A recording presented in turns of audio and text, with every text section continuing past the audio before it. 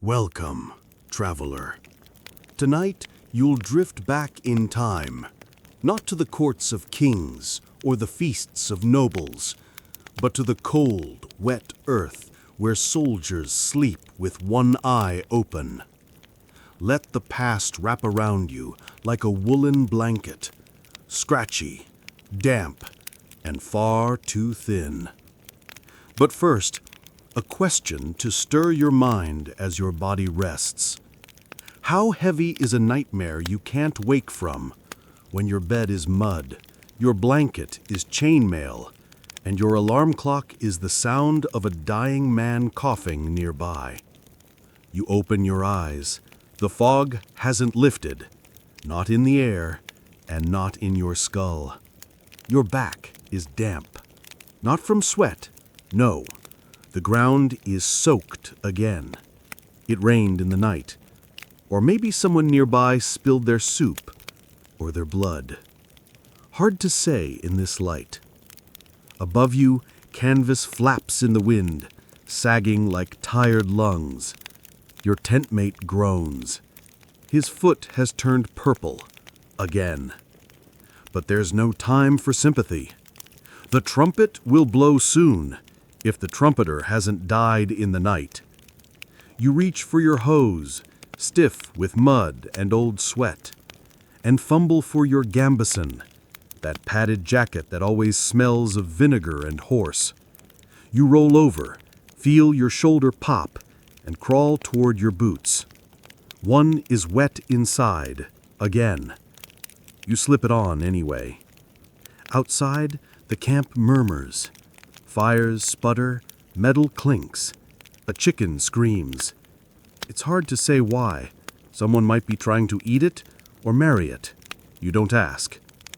You stand slowly. Your knees sound like an old oak breaking in a storm. The chainmail shirt goes over your head, always a struggle when your shoulders burn from yesterday's drill. You remember your captain's voice, rough as a rasp. Pain builds loyalty. You don't know if that's true, but you do know it builds calluses and anger. The air stinks. Wet wool, unwashed bodies, dung, boiled cabbage. You inhale through your mouth and pretend it helps. In front of the tent, a boy no older than 15 is polishing a helmet with a rag that used to be white. He doesn't look at you. He's been told not to. You were once like him, until you weren't. A whistle cuts through the camp. Formation. Again. Always. No time to think, to sit, to dream. Dreams are dangerous. They make you remember soft beds, warm bread, your mother's voice. You'd trade your sword to hear her say your name again, not the name they call you here. Dog, swine, scab. But you walk, sword at your side, helmet under your arm. The camp stretches out like a battlefield yet to happen. Rows of sagging tents, thin fires, hunched figures moving like ghosts, and mud. So much mud. You swear it grows thicker every morning. There's a man scrubbing his armor with sand. Another is pulling lice from his shirt, squishing them between fingernails. A third is puking. Again. You join the line. Shoulders back, feet numb, stomach empty, mind sharp as the sword you haven't sharpened in days. This is the life of a soldier before the battle. Not in the clash, but in the waiting, the aching, the waking. And today is just another day where you survive, not because you're brave, but because you haven't yet died. There was no ceremony, no trumpets, no parchment with golden seals. Just a rough hand grabbing your shoulder one morning, and a voice saying, "Time to earn your bread, boy." That was the day childhood ended, not with a tear, but with a kick. You weren't chosen, you were claimed. Training didn't begin with swords or glory. It began with silence. You were taught to speak only when spoken to, And even then, to measure every word like it might cost you a tooth. Which, to be fair, it often did. The first lesson? Carry this bucket of water up the hill. Again, and again, and again. Your arms burned, your legs gave way, and still they shouted. Your pain is your teacher, they'd yell while sitting on barrels, drinking ale. You were 10, maybe 11, or 9. No one ever kept track, not of age, not of birthdays, not of names. You became a number, then just a shape, a body to mold, to break if needed. The second lesson? Stand still, in the cold, in the rain, for hours. Flies crawling on your eyelids, your teeth chattering like dice in a cup. If you moved, they whipped your legs with nettles. Flinch and you're dead, they'd say. Better to learn it now. They called it discipline, you called it torment. But you never said that out loud. Your bed was straw, shared with rats and 3 other boys. The rats bit less. At night you heard sobbing, quiet, muffled, shameful. Everyone pretended not to notice. Emotions were weeds, soft, useless, and quickly pulled out. Food was part of the training. Not the eating, the lack of it. Gruel with maggots. Bread like stone. If you complained, they'd make you dig your own dinner. And still you dug, because hunger made you do anything. Then came the weapons. Not the shining swords of tales, but wooden staves, splintered and heavy. You were beaten with them as often as you trained with them. Better a bruise now than a grave later, they'd mutter, always out of reach, always watching. Sometimes they'd pit you against older boys, fight or be fed to the pigs, they'd joke. And so you fought. Fists first, teeth second, fear last. There were no winners, just less bruised losers. The trainers had names like Hook, Blight, Iron Arse. None of them smiled, not really. One had no eye, another no nose. One had fingers missing and used the stumps to press into your chest when you forgot your stance. You learned to wake before dawn, to clean before eating, to kneel before questioning. You learned that disobedience had a flavor, blood mixed with dirt, that crying was louder in your own head than outside. And you learned that loyalty was never about love, it was about survival. Sometimes a boy would vanish. No one asked. Maybe he ran. Maybe he died. Maybe both. The straw would simply be redistributed, the silence preserved. You watched yourself change. Your hands grew calloused, your shoulders hunched. Your eyes no longer searched the sky for birds, only for commands, for danger, for escape routes. But there were none, because even when the gate was open, you didn't run. Not out of bravery, but because by now this cage had become your map of the world.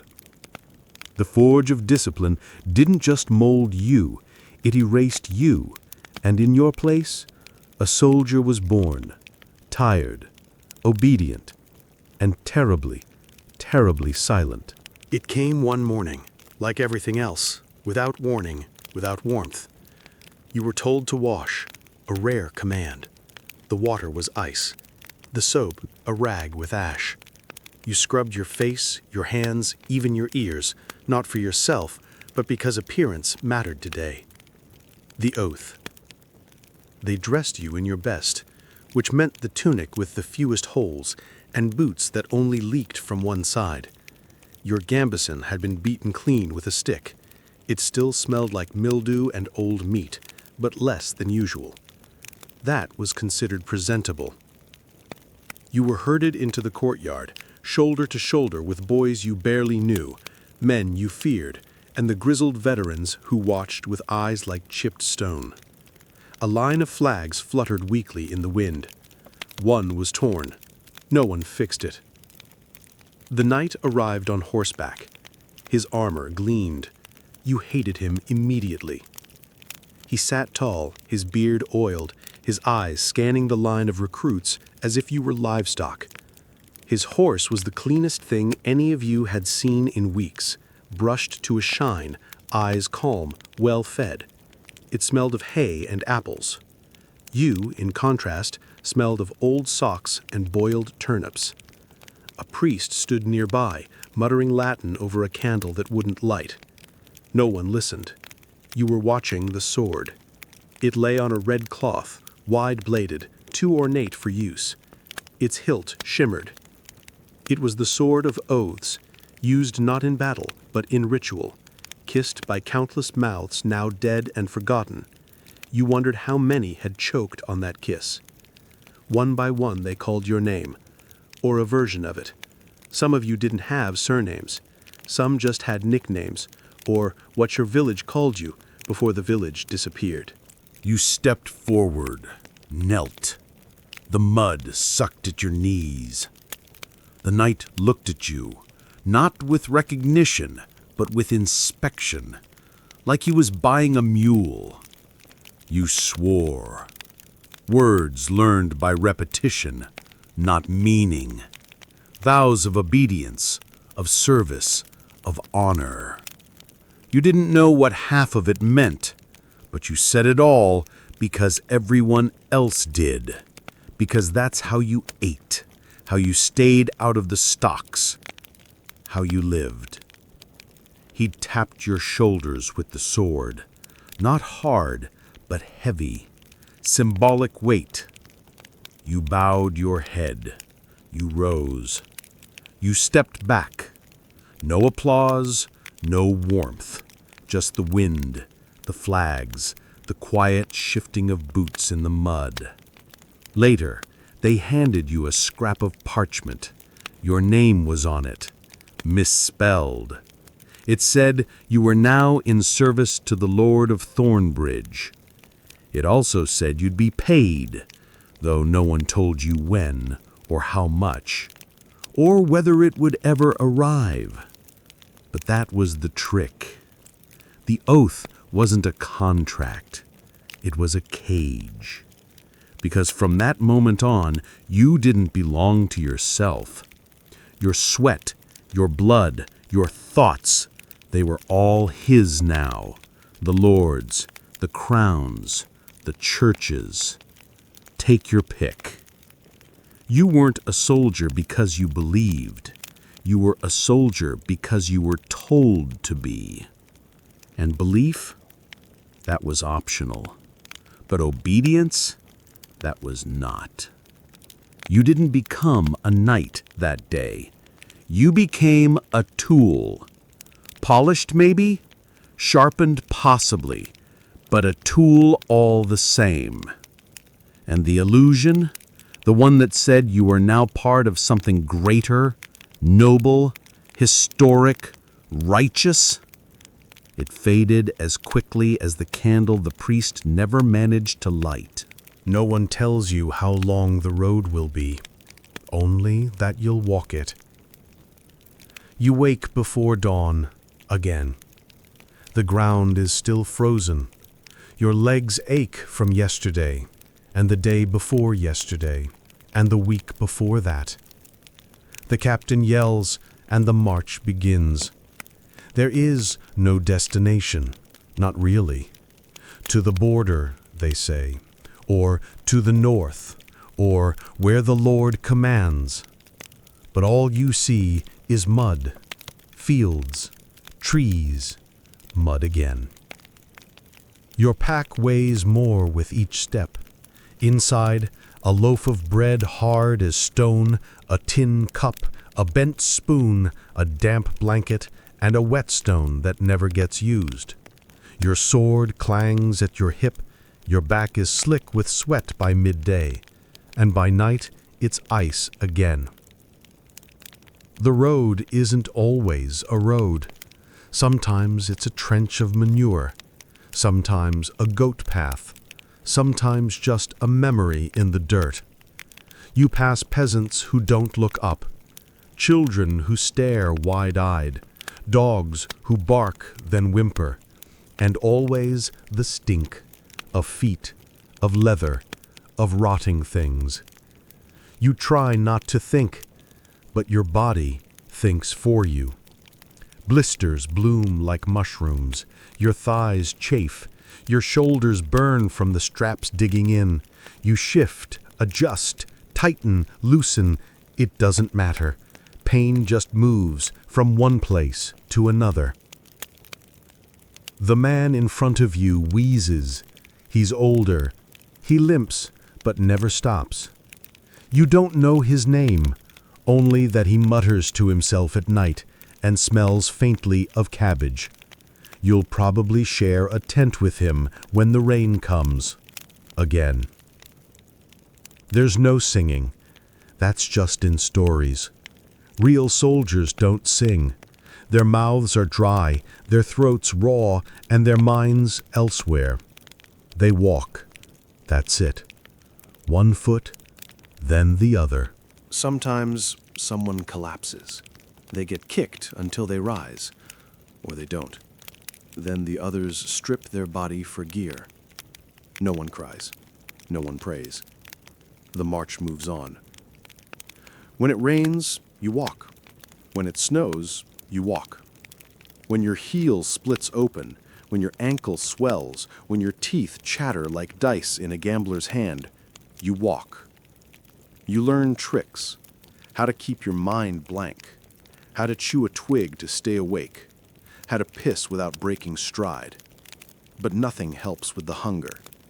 That low, gnawing ache that makes your thoughts slow and your vision soft around the edges. One evening, you pass a burned village. The smoke still rises. Chickens peck at the ashes. A woman watches from the tree line, a baby in her arms. She doesn't speak. Neither do you. You just walk. Because the orders say march. Because you took the oath. Because the sun is setting and there are still miles to go before you can lie down.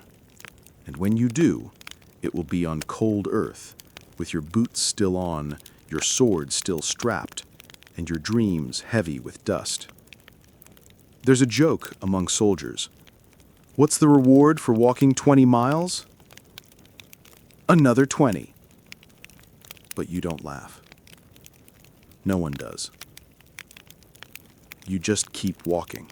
The march ends when the captain says so, not when you're tired, not when the sun sets, not when your knees scream, just when he lifts his hand and grunts, "Here." So here you are. The ground is wet. Again. It always is. The grass gave up months ago. What's left is trampled mud, thick, dark, and bubbling in places, like it's alive. You sink ankle deep with every step toward your assigned patch of misery. Tents go up, if you still have one. Many don't. You've shared cloth with 3, 4 others before. You've slept wrapped in a wet cloak, head inside your helmet to keep the rats out. You try not to think about the lice, but they're always there, in your seams, your collar, your scalp, tiny, tireless, eternal. You scratch until you bleed, and then you scratch more. At the center of the camp, a fire is lit with damp wood. It smokes. It never quite warms. Around it, soldiers squat, some silent, some coughing, some picking at scabs. A few mutter prayers. Most just stare at the flames like they're trying to remember what it felt like to be warm. To the side, a latrine pit is dug. Or not. Sometimes it's just a trench. Sometimes it's not even that. You learn quickly to watch your step at night.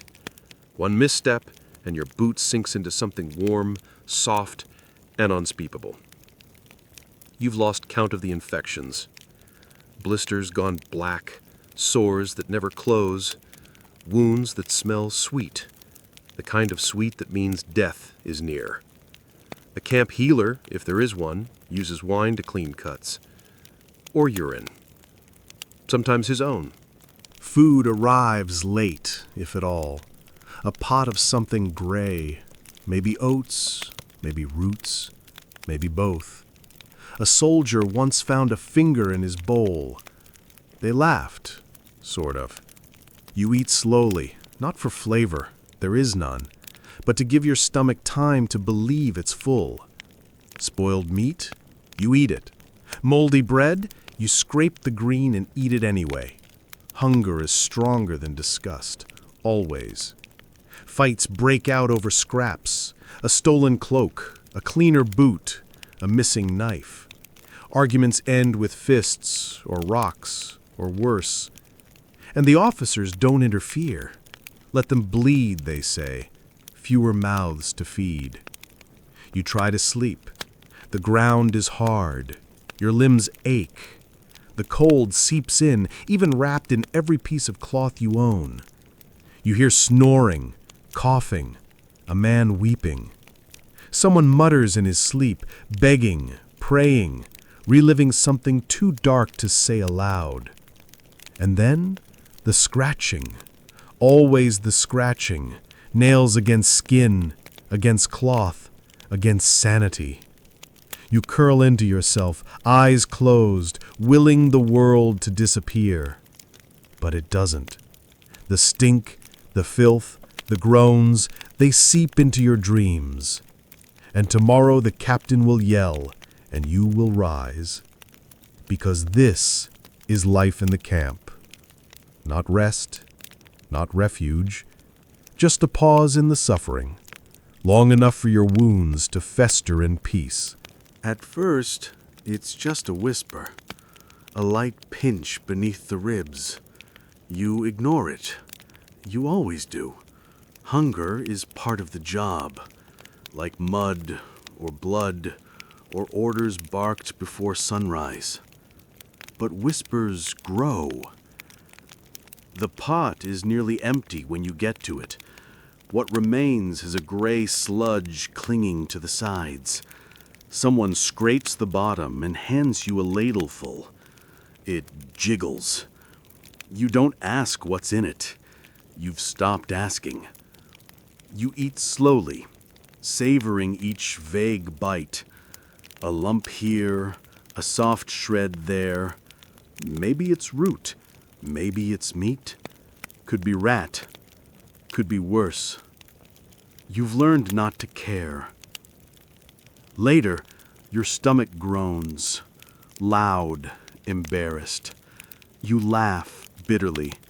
Still hungry, you whisper, like it's a joke. But it isn't. That night, your dreams are full of food. Round loaves of soft bread, dripping meat on skewers, honey cakes and warm milk. You wake up biting your blanket, and you taste only wool. The officers eat better. You can smell it. Salt pork, onions, something spiced. It's cruel how scent travels so well through cold air. One time, a man stole a bone from their refuse pile, sucked it clean. He got 10 lashes, said it was worth it. Then come the days with no rations. Supply lines are delayed, they say, or the wagon was attacked, or the Lord has priorities elsewhere. So you chew bark, literally. You scrape moss off rocks. You boil grass. Some men eat leather, belts, shoes, the edge of their scabbards. Others don't eat at all. Your belly knots. You try not to move too much. Marching burns calories you no longer have. Sitting becomes sacred. Even standing feels indulgent. Some start stealing. Not from the officers, that's suicide, but from each other. A crust of bread here, a handful of oats, a bit of lard tucked in a boot. Friendships dissolve over crumbs. One morning, a man is caught hoarding. He had dried beans. No one asks where they came from. They beat him. Not because he stole, but because he didn't share. Then comes the real test, the dead. It starts as a rumor. Old Mathis had jerky on him when he died. So they check. Nothing. But next time, maybe. It's not cannibalism. Not yet. But the thought crosses lips now, in jest. Nervous laughs follow. But the eyes, they don't laugh. You try to remember what full felt like. A meal where you didn't count bites, a cup refilled without begging, bread that didn't crack your teeth. Now fullness is fantasy. Hunger is your companion. It walks beside you, sleeps curled against your ribs, whispers in your dreams. And worst of all, you grow used to it. That dull ache becomes background noise until one day it vanishes. And that's when you know your body has stopped asking. It's begun taking from muscle, from thought, from the little bit of you that once imagined a life beyond this camp. Your sword isn't gleaming. It never was. It's chipped at the edge, the hilt wrapped in leather long rotted through. You sharpen it when you can, not because it matters much, but because it's a ritual, something to do with your hands, something that makes you feel useful. And yet, when the fight comes, it's never the sword that saves you. It's the shield, dented, splintered, too small for your frame, or your instincts, dulled by fatigue, sharpened by fear, or maybe just luck. And luck, as every soldier knows, runs out fast. You've trained, yes. Drills in the yard, practice swings at straw dummies. But straw doesn't scream. Straw doesn't bleed. Straw doesn't jab back when you miss. The first time you stab a man, your arm shakes. You expect resistance, and it's there, but it's soft. Almost too soft. The blade slides in like wet cloth, then it sticks, and now you're both holding on to it. And his eyes, they're not like in stories. They're not angry. They're confused, like he's wondering why he feels warm down his leg. Then you pull, and the sound stays with you. Not the cry, that goes fast, but the sound of steel leaving flesh, a wet gasp. You stagger back, and then it's over, or not, because battles don't end like in songs. No horns, no clean finish, just screaming, silence, more screaming, and the wounded. Always the wounded. Some die fast, most don't. A man grabs his stomach, guts slipping between fingers. Another crawls, one leg dragging behind like rope. One cries for his mother, over and over, until he can't. You try to help at first, but there are too many. You wrap bandages with shaking hands, tear strips from your cloak, use your own belt to stop the bleeding. Sometimes it works. Other times it just prolongs the misery. You learn which wounds are worth treating, which are a waste of effort. A cut across the arm? Wrap it tight. A chest wound? Pray. A belly puncture? Just hold his hand and lie to him. He'll be fine, you say, just needs rest, but you don't look him in the eye. In the camp, the injured rot slowly. No clean sheets, no trained surgeons, just a pile of rags, a rusty knife, a bottle of wine if he's lucky. No anesthetic, no mercy. The worst are the arrow wounds. Not the hit, that's quick. It's the removal. Heated blades, screams muffled into blankets, and after, fever, delirium, death. If you're wounded, you try not to show it. Weakness is dangerous. Infection is quicker than gossip. A limp today might be your grave tomorrow. So you wrap it tight. You hide the smell, you walk like nothing's wrong. And you pray. Not for healing, but for numbness. Because wounds don't just scar your skin, they cut into the rhythm of your breath, the trust in your body, the little part of you that once thought it was invincible. You were never trained to be whole, only to keep walking until the next one comes. You don't hear the battle before it begins. You feel it. The tension, the breathless pacing, the whispering, prayers, curses, regrets, the clinking of armor straps being tightened, of blades being tested one last time against trembling palms. Then, the sound. Not trumpets, not like in stories, but a kind of roar, distant at first, then closer, like a forest catching fire. Hooves, metal, voices rising in a wave of panic and fury. The ground shakes. You grip your weapon tighter. It's slick. With what? Sweat? Rain? Blood? You don't check. You're in formation. Sort of. Shoulder to shoulder with other men who are just as terrified. You were told where to stand, told what to do. But when the enemy crests the hill and the sun catches their helmets, all training disappears.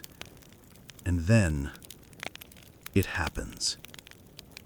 The lines clash like a thunderclap. Screams explode around you. You swing, blindly. You don't know if you hit anything. Someone hits your shield, hard, and your arm goes numb. You stagger. There's no space to move. Just bodies. Shoving, grunting. Steel scraping steel. You duck.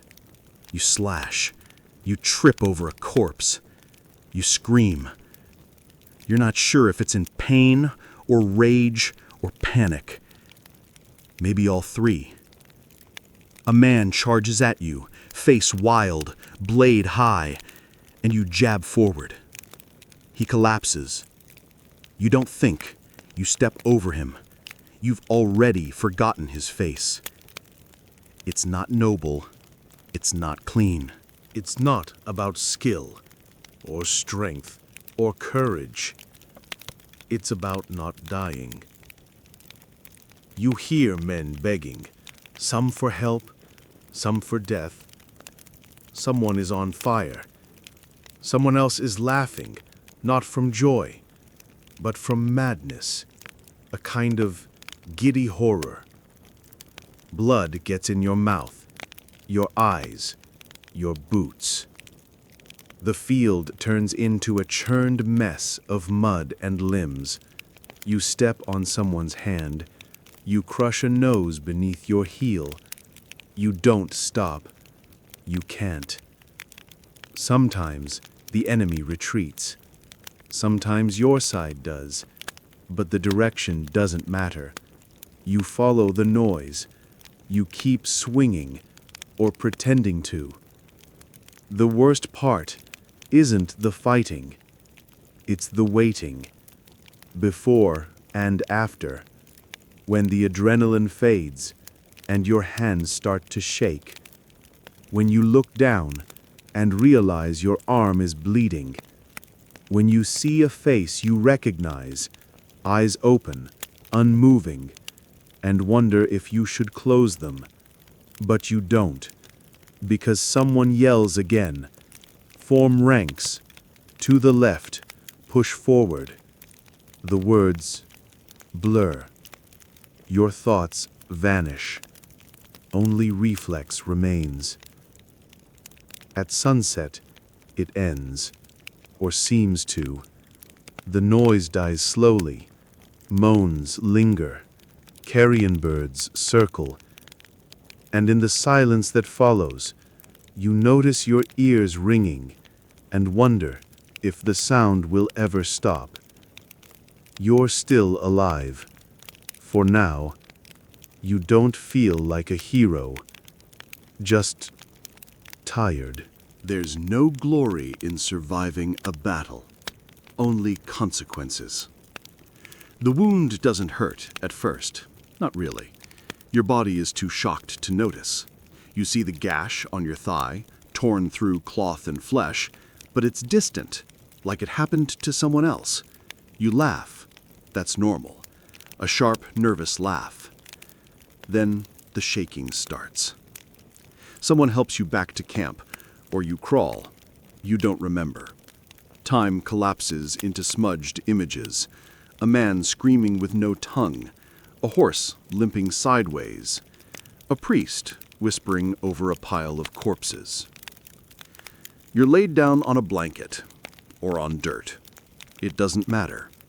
Everything is stained. A man approaches, not a healer, not really. Just someone with a knife and experience. He doesn't ask your name. He pulls out a wineskin.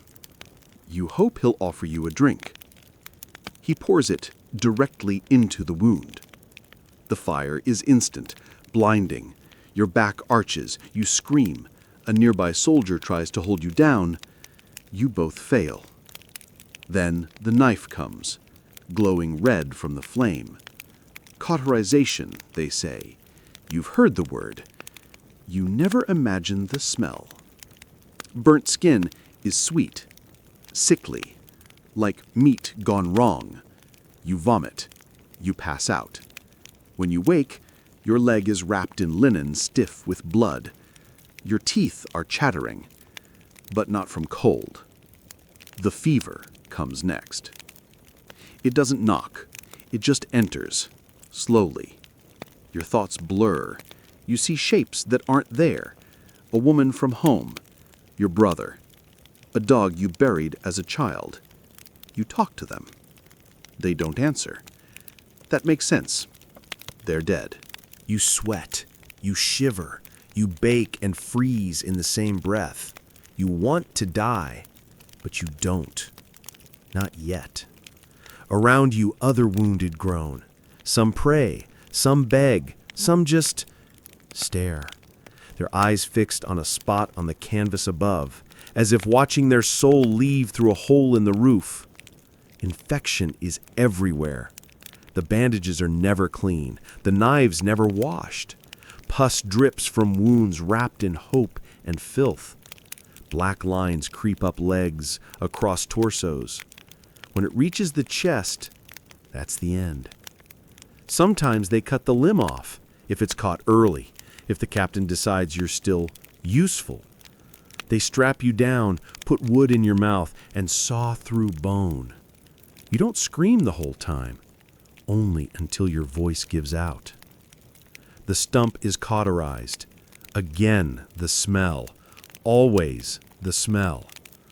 And if you survive, congratulations. You're now half a man, with the same duties and none of the speed. No one thanks you. They just expect you to carry on. Because that's what soldiers do. They carry on. Even when pain is your only companion. Even when every step feels like fire through your veins. Even when you forget what it felt like to be whole. There is no recovery here, no rest, only survival. And even that is temporary. You thought the enemy was out there, in the fields, on the other side of the hill, wearing different colors, but no. Sometimes the enemy sleeps in the tent beside you. It begins as a whisper, a missing knife, a ration stolen. Someone heard someone say something, then suddenly a name is spoken. Yours, maybe, or someone close. It doesn't matter if it's true. Truth is a luxury.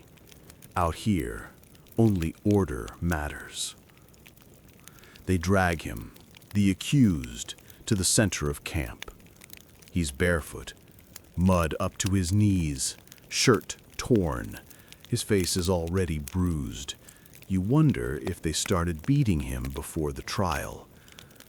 Then you realize there won't be a trial. The captain reads a charge from a bit of parchment, or pretends to. Words like desertion, insubordination, theft from the Lord's store. But no one needs proof. The crowd has already made its peace. Some avert their eyes. Some watch closely, quietly chewing on crusts of bread. One man laughs, too loud. You suspect he's afraid. You are too. The punishment? It depends. A whipping post if he's lucky. Stocks for a few days if the captain's in a merciful mood. But today, the rope. They tie it to the tree you all piss behind.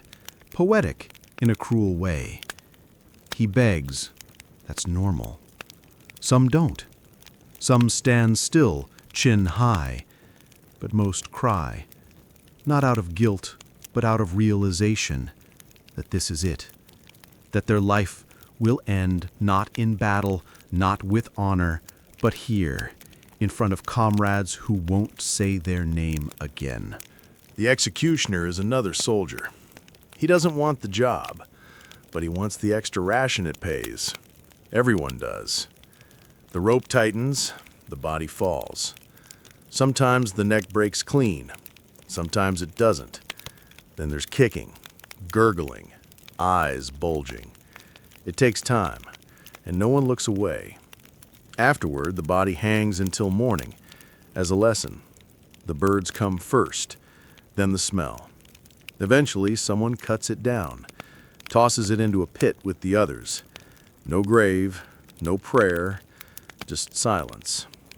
But not all executions are official. There are quieter ones. A man with a secret map. Another caught writing messages in a foreign tongue. A whisper in the dark. Spy. No rope for these. Just a dagger in the night. The next day, he's missing. Everyone nods. No one asks. And then there's punishment for cowardice. A man who didn't charge fast enough. Another who ran too soon. Lined up, slapped, beaten. Sometimes whipped until the bones show. One man was forced to dig a hole for 2 days straight. When asked why, they told him, "It's your grave. Keep digging." He never finished. He died halfway through. You learn not to speak out, not to step forward, not to offer help, because mercy is seen as weakness, and weakness is contagious. You stay silent, you keep your head down, and you try, desperately, not to be noticed. Because in the medieval army, death isn't always earned. Sometimes it's simply assigned. You survived. Not everyone can say that. You have all your limbs, or most of them. You still breathe, still eat when there's food, still sleep when the pain allows. But now, as the campaign ends and the banners are rolled, you begin to understand something worse than death. You have been forgotten. No parade awaits you. No medals, no cheers. Just silence, the kind that follows thunder. They pack the tents, burn the waste, bury or don't bury the dead. And then it's over. You're dismissed. The officers ride ahead. They have horses, fresh cloaks, clean boots. They speak of returning to the castle, the court, the hunt. You walk. No coin is handed. The treasury awaits you in the capital, they say. But when you arrive, bruised, starved, limping, they wave you off. Return next month. The clerk is away. And then there's no record of your name. You try to argue, but you're just a man in rags with a sword too dull to sell. So you leave. You go home. If home still exists. The village is smaller. Your mother is older. Your brother took your field. No one recognizes you. You tell them what you've seen. The marches, the battles, the nights with rats chewing your toes. They nod politely, then change the subject. No one wants to hear about the war after it's done. You try to find work, but your back is crooked. Your hands shake. You startle at loud noises. You drink too much, sleep too little. Your dreams are loud and bloody. Some call you hero. Most just call you broken. You meet others like you, men who wear their armor under their skin. One lost his mind. Another lost his leg. One talks to ghosts.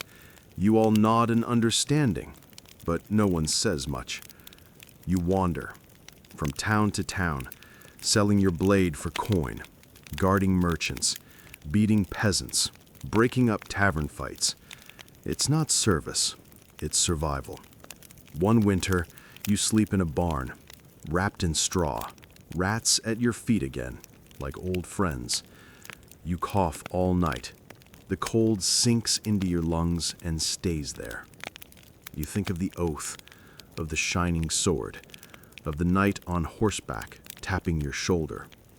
And you laugh, because now you understand. The soldier's glory was never for you. It was a story they told to keep you marching. What they gave you wasn't honor, it was exhaustion. You lie awake again. The straw beneath you crackles. The wind slips through the gaps in the wood. Outside, an owl calls once, then is silent. There's no war tonight. No captain yelling, no boots to lace, no sword to carry. Just your breath and the weight of everything you survived. You think about what peace means. It's not what they said. It's not a crown on a map. Not a treaty sealed with wax. Not a feast in some noble's hall. For you, peace is smaller. It's a warm cup. A meal that isn't stolen or rotting. A night without screams. A morning without orders. Peace is the quiet. The kind that doesn't come with death. You sit up. Your joints complain. You reach for a ragged blanket. You still wear your boots.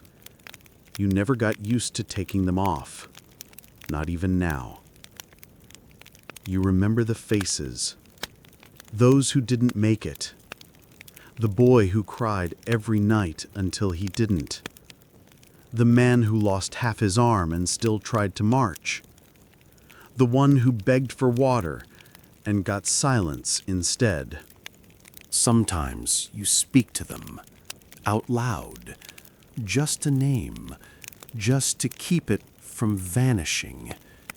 You watch the fire dim, the room cools, your breath turns to mist, and yet you're still here, still breathing. That too is a kind of defiance. Tomorrow, you'll carry wood, or sweep stables, or patch someone's roof. The work is dull, honest. It blisters your hands without drawing blood. And when children ask, you'll tell them stories, not of glory, but of mud, of hunger, of cold steel and colder eyes, of how peace isn't something given, it's something stolen back, one quiet night at a time. You close your eyes, not in fear, not in dread, but in rest. And in that silence, under the straw and stars, you find something you've never had before. Not safety, not reward, but something better. stillness, and maybe, just maybe, that's enough. They told you God was watching. Before every battle, a priest in dark robes would wave incense, whisper Latin you didn't understand, and sprinkle holy water over men who hadn't bathed in weeks. They called it blessing, but to you it felt more like surrender. You knelt in the mud, sword at your side, and tried to feel something. Reverence, maybe. Courage, a sense of purpose. But mostly, you felt cold. They said that if you died with prayer on your lips, you'd be welcomed into heaven. So you memorized the lines, repeated them quietly between gulps of fear. But part of you always wondered, if God really heard, why did he never answer? You saw men scream his name as they bled out.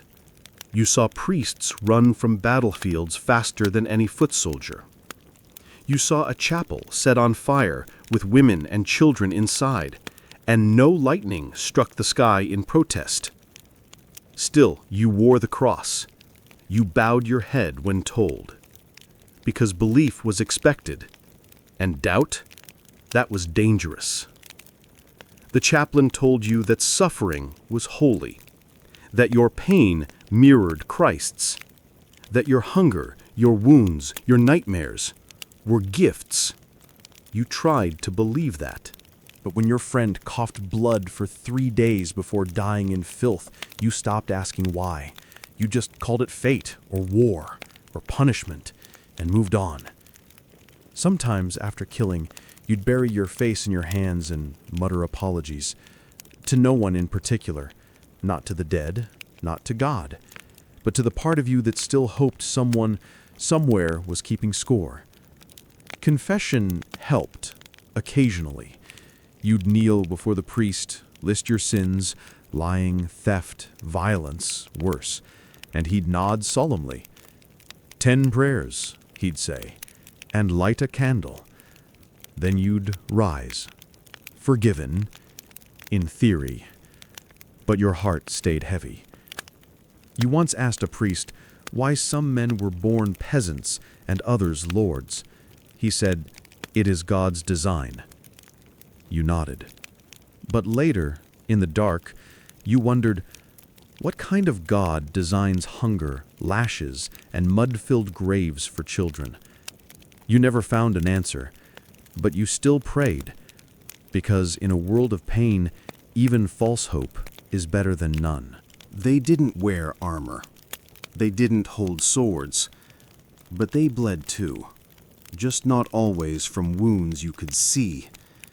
You noticed them first, at the edge of the camp, stirring pots, washing linens in murky water, hanging rags that might once have been dresses. Their eyes followed the soldiers, but not with admiration, with calculation. Some were wives. Most were not. Some had followed their husbands into war, clutching children and hope in equal measure. Others had followed because they had nowhere else to go. Widows, orphans, refugees, healers, survivors. They did the work no one spoke about, scraping filth from trousers, cleaning maggot-ridden wounds, carrying buckets of waste to trenches no one dared approach at night. And they saw everything. They saw you cry after your first kill. They saw the captain beat a deserter to death. They saw who shared bread and who stole it. Some offered comfort, a warm word, a hand on your shoulder, a quiet moment behind a tent flap when the fear became too loud.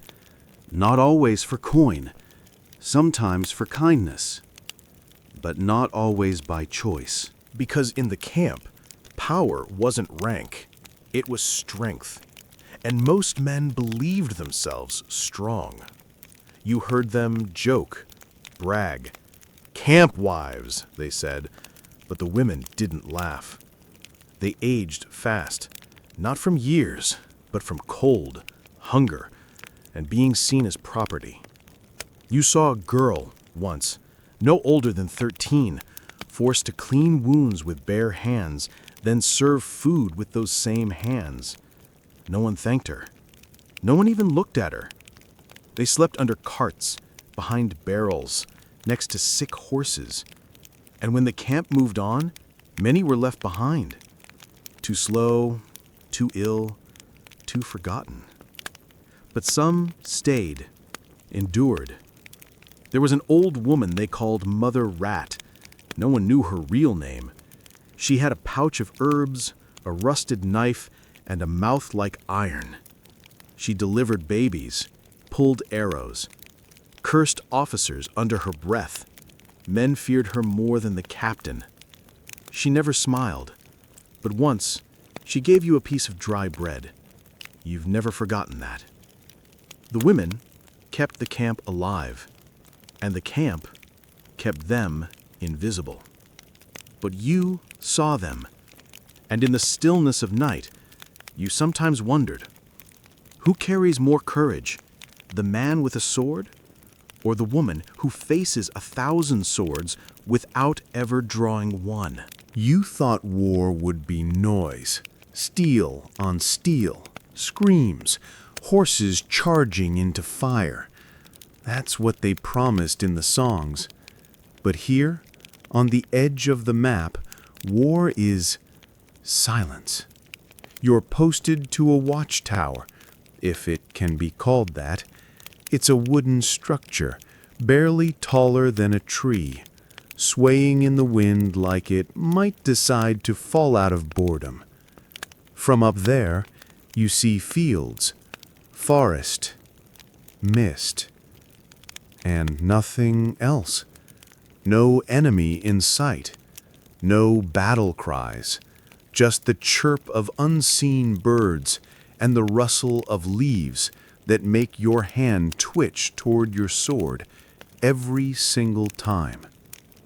You were told this post was vital, protecting the border, but no one remembers what's on the other side anymore. The last attack was 3 seasons ago, a single rider who turned out to be a lost merchant. You nearly speared him. Your shift lasts from dusk to dawn. At first, you count stars. Then you stop. Then you count your breaths. Then you stop that too. You try to stay awake, pinch your leg, bite your tongue, but sleep pulls like a tide, and sometimes you give in. You wake up in a panic, sure you've missed something. But the world hasn't changed. Still the same trees, still the same fog, still the same doubt eating at your insides. A rat scurries across the platform. You don't chase it, you talk to it. Not because you expect a reply, but because its eyes look like it understands. Below, your comrades dig trenches that will never be used. Patrol paths worn bare by boots go nowhere. One man spends his days rearranging rocks. He calls it defense strategy. Another sharpens his sword until there's nothing left to sharpen. Some go mad. Not at once, just quietly. A man starts to hum to himself. Every morning, same tune. One refuses to speak, not out of trauma, just choice. Another tries to dig through the earth. To the other side, he says. You write letters to no one. Fold them neatly. Hide them in your boot. They say things like, still here, still breathing. I think I saw something yesterday. You didn't. But lies give shape to the fog. Because boredom is also a kind of enemy. It erodes you, one empty hour at a time.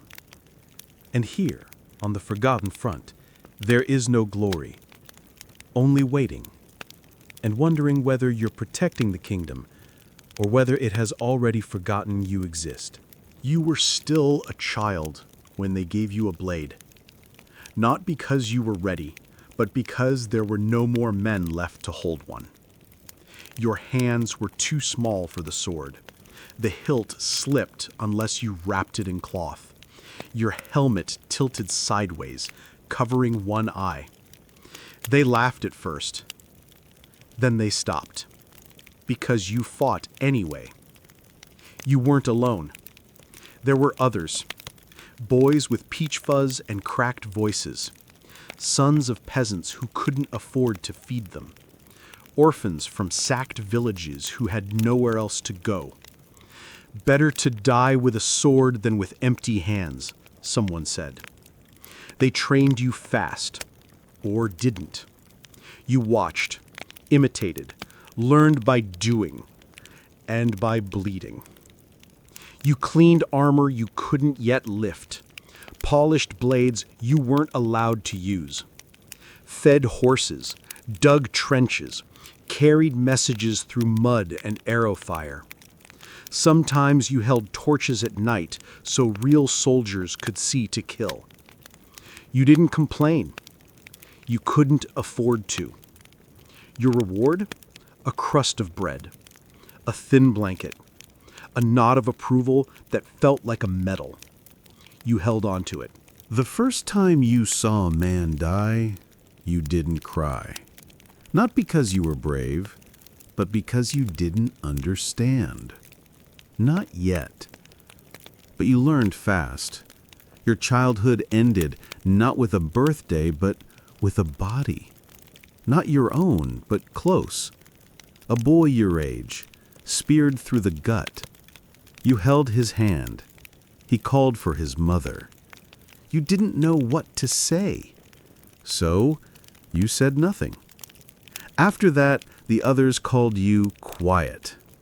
But you were just tired. Of the blood. Of pretending to be someone older. Of being a tool no one sharpened, just used. At night, you missed things. Not home, that was gone. Not toys, you barely remembered them. But warmth, a full belly, a voice saying, "You're safe now." That never came. You started to dream of peace. But even in dreams, there were boots stomping, swords clashing, men shouting your name.